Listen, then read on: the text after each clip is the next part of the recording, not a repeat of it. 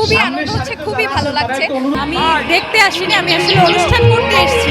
প্রথম টাইম এই অভিনয়টা করছি আর আমার কাছে খুব ভালো লাগতেছে। আমি হচ্ছে এই প্রথমবারই এই মহালয়ে এসেছি, মানে লাইভ দেখছি। তাছাড়া তো প্রতি বছর হচ্ছে টিভিতেই দেখতাম, তো খুবই আনন্দ হচ্ছে, খুবই ভালো লাগছে।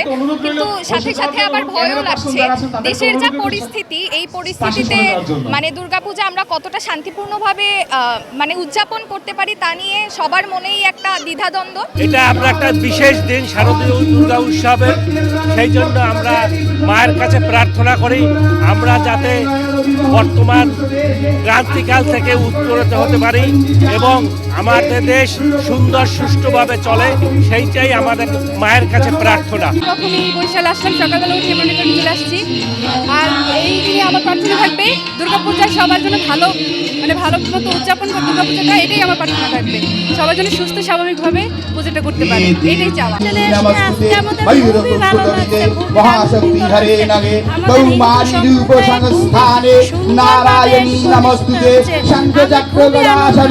আজ শুভ মহালয়া। এটি আসলে একটি অমাবস্যা তিথি।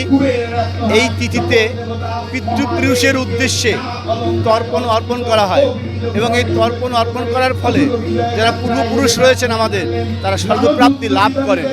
আরেকটি বিষয় হলো যে আজ পিতৃপক্ষ এবং মাতৃপক্ষের একটি শুভক্ষণ।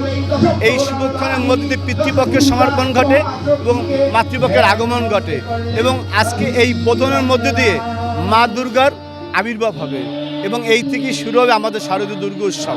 আমি দেখতে আসিনি, আমি আসলে অনুষ্ঠান করতে এসেছি।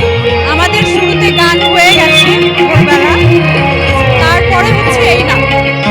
গান শেষ করে এই নাটক দেখছি। প্রতি বছরই অনুষ্ঠান করি আমরা, গান গাওয়ার পরে নাটক দেখি, উপভোগ করি, তারপরে তুমি নাকি একাধারে জগৎ জননী, অন্যদিকে রুদ্ররূপিণী, আমাদের অনুষ্ঠান দেখার জন্য আর নাটক দেখার জন্য তুমি সৃষ্টিকর্ত্রী। ভালো বলা যায়, কারণ প্রশাসনিকভাবে এবং সামাজিক রাজনৈতিক সকলভাবেই আমরা সাপোর্ট পাচ্ছি যে কীভাবে সুষ্ঠু পূজা আমরা সবাইকে দিতে পারি এবং সব দর্শনার্থীরা যেন সুষ্ঠুভাবে পূজা দেখতে পারে, সেজন্য সকলেরই প্রচেষ্টা রয়েছে। আমরা চাই এই প্রচেষ্টাটা অব্যাহত থাকলে পূজা আরও ভালোভাবে কাটবে। তো মানে আমি এই প্রথম টাইম এই অভিনয়টা করছি আর আমার কাছে খুব ভালো লাগতেছে এইটা করতে।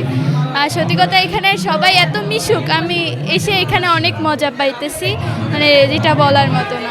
এই চরিত্র করে আমার খুবই ভালো লাগছে, কারণ স্টেজ প্রোগ্রামে এই মহালয়া আমাদের বরিশালে একটি ঐতিহ্যবাহী একটা মহালয়া। তো এইখানে আমি ব্রহ্মার চরিত্র করে আমার খুবই ভালো লাগে।